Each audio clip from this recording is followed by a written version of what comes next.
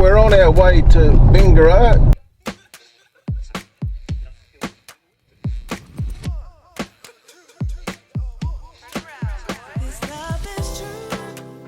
To Three Creeks Gold mine. gold fossicking area.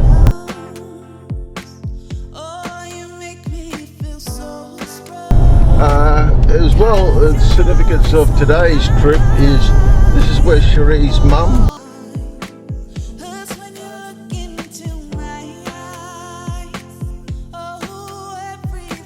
her ancestors were here. Her great granddad Hubert Ernest, he discovered a gold nugget here, one of the first settlers. So in the Guadia River.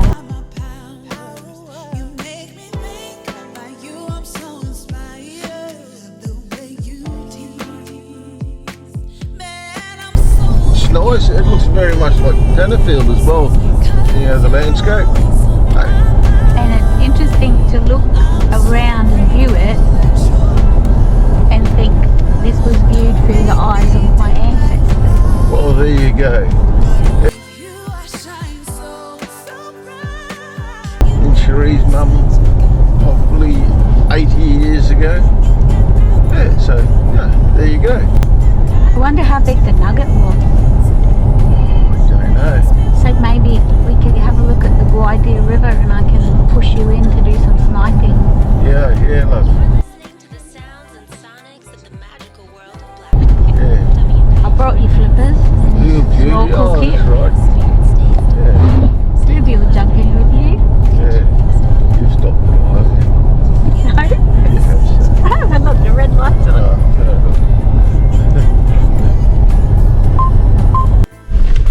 Yeah, we're just about to turn into Three Creeks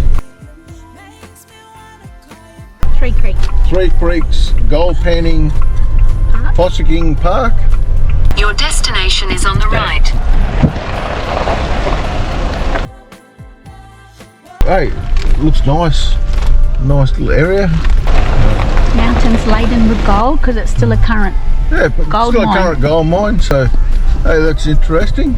Apparently the host has got lots of knowledge he shares about tips on fossicking. Yeah, well, that's well, we know the basics, but you know, just a little bit more knowledge would be Helpful. very helpful. And recommended to call and book before you come. So Kenny did that yesterday. And it's dog friendly, Ruby.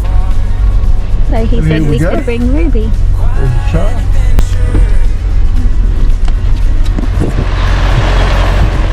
Not going to down, Ruby.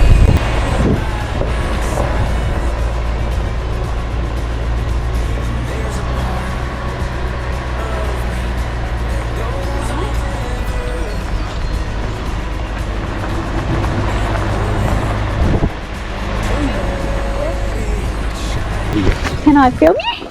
Yeah. Okay, ready. Yeah. What's your name again? I'm Paul. I'm the owner of Three Creeks Gold Mine. We're just about to send these people through their paces here of finding crystals and gold. Woohoo! Very that, excited. And what we have up here, we've got a small walk that goes up the hill here. And there's lookout points where those rails are looking over in the other side of the hill at the old tunnels dating back to the 1800s. You don't go in them, they've got plaques on them, who owned and what went on. There's one there, one up a bit higher.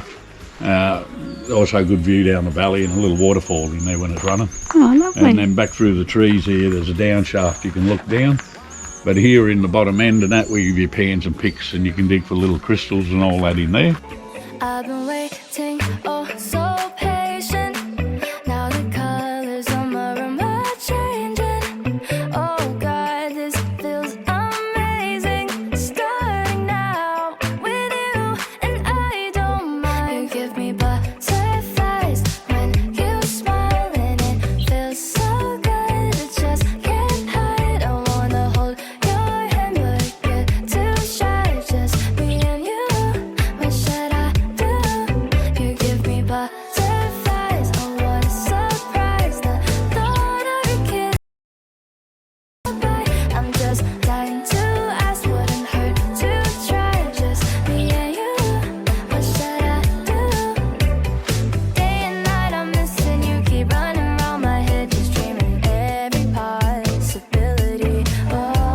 excellent. And down the bottom over here, we've got gold panning right down the bottom. Oh, And nice. that's where we get you going with the gold panning, show you how to do it all and whatnot.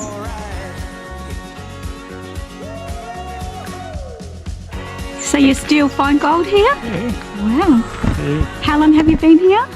Right, I've been here 36 years. I've had this gold mine. Oh, excellent. Now this is the oldest ongoing gold mine in Australia. Wow. It's been worked all the way through since the 1800s. There you go. And still producing gold. Oh, excellent. Also, it's the very first mine in Australia to ever have tourism on a mine site. Really? Yeah, I done that about nearly 25 years, nearly 30 years ago. Wow. Yeah, been 30 years now, yeah. Entrepreneur. Oh, yeah. Yeah, and that's... Oh, good. and that, down in here we've got minerals and relics and all that that I find here, like all the old artefacts and that. In 1887 they took a census here on the field. There was over 30,000 Europeans and 500 Chinese on the field digging here. Wow. Yeah.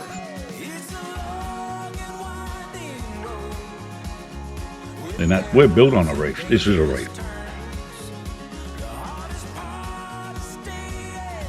Come straight down here and straight through underneath us. Wow. There's tunnels all in underneath us here. Yeah. So this is dug out all through here. And that. So come down, we'll have a look through and you can have a look. Excellent. Thank you. So I'm an exploration, used to be an exploration officer. I went all over Australia, so there's a lot of minerals here. I picked up on a lot of different jobs I've been on. At X Racing, was it?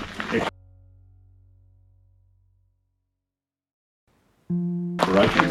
Oh, exploration. Metallurgist. Right. That's my ex-father-in-law. Yeah. He's a metallurgist. Every copper refiner in the world is his design. There's all that sort of stuff. Yeah, right. copper. Yeah, worked for MIM. Yeah, well, you talked about up at Cloncurry and all that. Yeah. I done all the Wee Jasper, all the bloody, what's the name there, Lady K, up at Kathleen there, all the uranium mines all through there. Yeah. I set up a big depot there in Isa and put in the Lagoon Creek program, the big uranium. Yeah. Oh, wow. Wollongong. Oh, yeah. Up at Hell's Gates there on the border. There you go. Yeah, Hell's Gates Dam, you know, that's where they want it dam. They would have sold all North Queensland's water issues was Hell's Gates. These are all the relics that they've found here. And with that being From great, the old gold miners. but they went with the pipelines. Certificate. Yeah. Yeah, old Pop Cat and that, they wanted Hell's Gate Dam. Yep. They said we'd never have to worry Never about water again. Never again. Water straight down right through. Yeah, it would have been a natural They would have done it hard in those days. Hey, Pepper. Yes, these are all old artefacts we find here, dating back to the 1800s. Yeah. I turn them up in the plant, all turns up. Oh, Metal right. injector A nose. lot of these all old Chinese ones, eh? That was the previous owner. I bought it from old Joe here. Yeah. There, that's Joe. Never around the world everywhere. Yeah. There's some great old photos you've got. Yeah. Oh, wow. Yeah, she was being this block when I come in. So what's the best thing you've ever found? Best thing I ever Your found. favourite? Besides gold. Besides gold. I found a bit every, well, as far as artefacts and that go. Yeah. All different stuff. That'd be exciting when you're digging it up. It depends on what it is, you know. Yeah. Because I've used a detector over 40 years. Yep.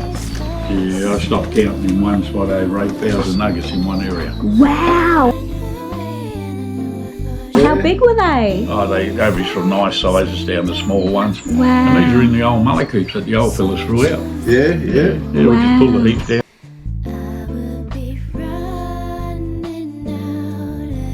We only stopped counting at 8,000 because we lost count. Makes you think if they were that big, then what were the ones they were getting if they threw them ones away? Oh. Did you hear about the Copperton Dam used to have diamonds in it? Yeah, Captain Dan Diamond, see him. Yeah, because I bought a little rock sample and I thought maybe you could tell me if it's kimberlite. Would it be? No, it won't be. There's no kimberlite in this area. Oh, okay. That's what associates the diamonds. I've done a lot of exploration lines on diamonds. Oh, The thing is with the diamonds here, is that these are the hardest diamonds in the world. Right, they come from here. They actually classify them as what's the name?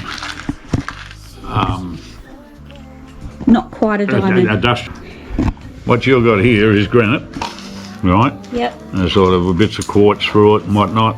What's the black glossy one? The black things you're seeing in here, they're tourmalines. Oh, okay. Because I wasn't sure if they were like a garnet. No, they're They're tourmaline. pretty fragile though. Yeah. Yeah.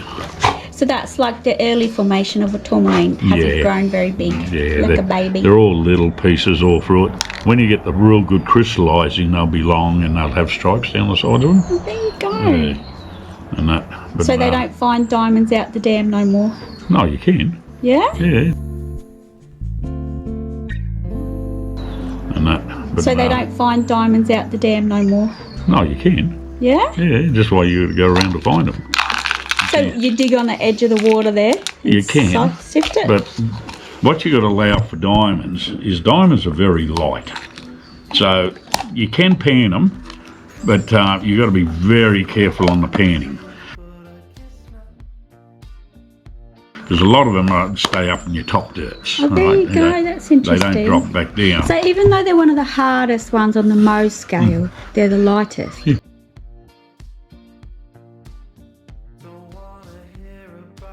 Isn't that interesting? Yeah. Most all diamonds are light. But see, there's no kimberlite here, so the Copeton and Bingarra diamond sources have never been found. Right, they're still As in the tube. Yeah, well, it's a pipe, what they Yeah. call a pipe. There you Right, go. and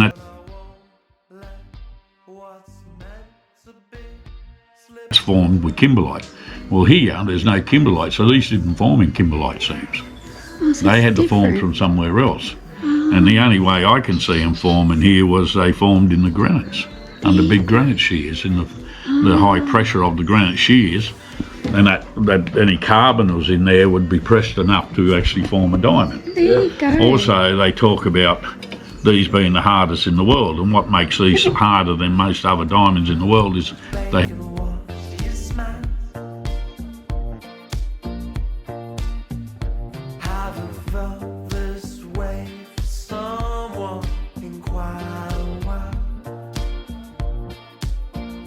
have a high sodium level in with the carbon. So it created a harder diamond overall, right? And so they've been looking around, all the exploration companies are racing around looking for the source, which they'll never find, because the problem with the big granite belt through there, the shears all through it.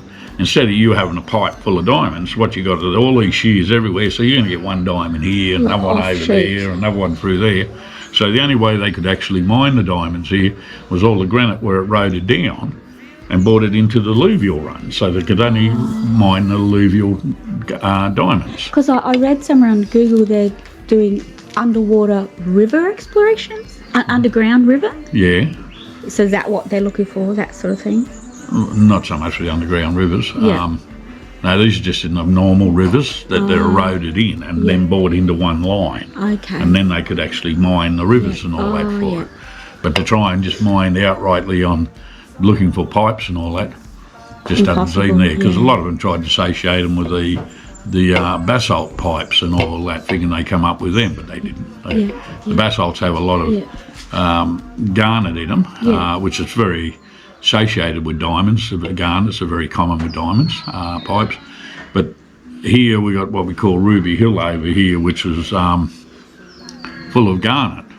But also that garnet's very hard. It's got a high sodium level. There you go. Right, so they tried to satiate them with that, but that didn't happen because the garnets will come up in a later line in the basalts. Now they talked about the diamonds at Ruby Hill, but they didn't come out of the hill. They come out of down in the lower levels and that, which is full of granite sand. There you go. So they had to be satiated with the granites. So the fact that that's got a bit of granite's a good sign. If we Well, keep yeah. looking in that area, we might find one. This granite belt here is huge. I mean, very big. Yeah, so And we that, probably should have spent more than a week. Yeah, and also to go for diamond, this I say to people that diamonds, and that the best way to get diamonds is don't try to pan for them, don't do that sort of stuff. The best way to get diamond is usually get a little piece of guttering, like off your roof, and you're going to make a sluice out of it, right? But all you're going to do is have a blank bit of guttering, and you coat the whole fall in Vaseline. There you go. Right, just full Vaseline. And rough the Vaseline up if you want, make it rough looking. Ripples, yep. Because a diamond, if you drop a diamond in water and pick him back up, he's dry. A diamond cannot get wet. Wow. The surface of a diamond is that hard, water cannot hold to it or pregnate it. So when it goes, you pour your gravel down the guttering, and as it's going down, the diamond having the dry surface will hit the grease and stick into the grease, all right?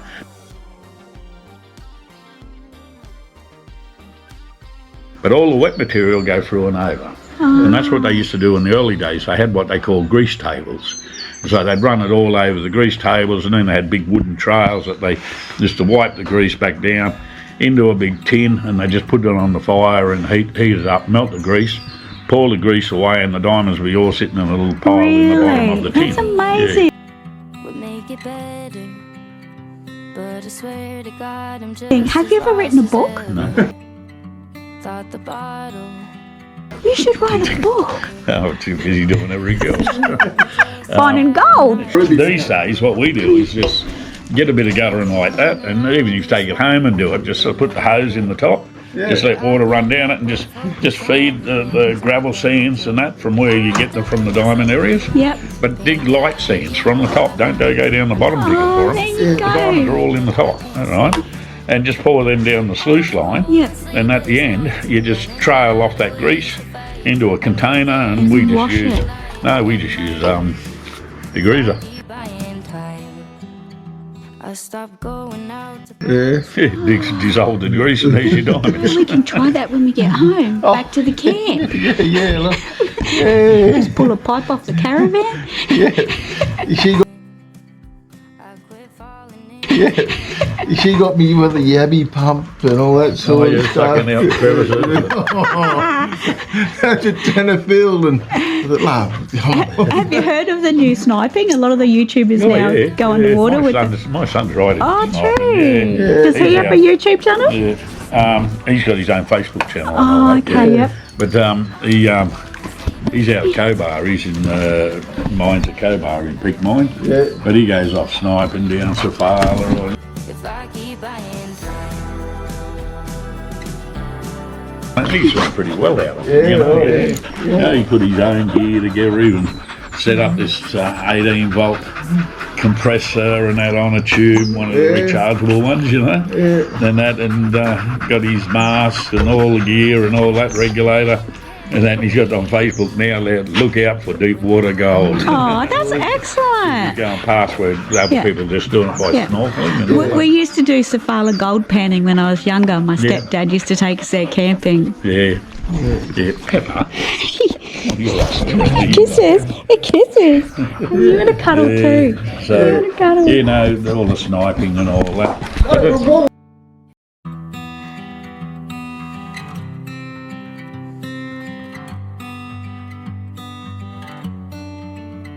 Thought the And you can see that back wall. would You're at make it 45. better, Right? but I swear to God I'm just as lost as ever. Yep. So now we're going to go in the water and back out, but we're not going to change that angle. We've got to keep it exactly at that angle. So you watch this. I got sober. 1, 2, 3. See how I took that whole top layer off? Yeah. Get rid of it. First couple of pan off. Get rid of it. Don't be scared. It's just rubbish on top. Just do it 3 times. Yep. Fill it up again. Shake it up again. Alright. Bring it right up to the top. The reason why we're bringing it right to the top like this is that when you go to do the wash, it's easy. If you were sitting back down here, you'd try and jump it out of your pan. Right? So then you can just go like this. 1, 2, 3. Now you got to see gravel move each wash. Oh, yep. If you don't see gravel moving, you're never going to get to the bottom, right? I got over people pleasing. I quit falling into love that had no meaning.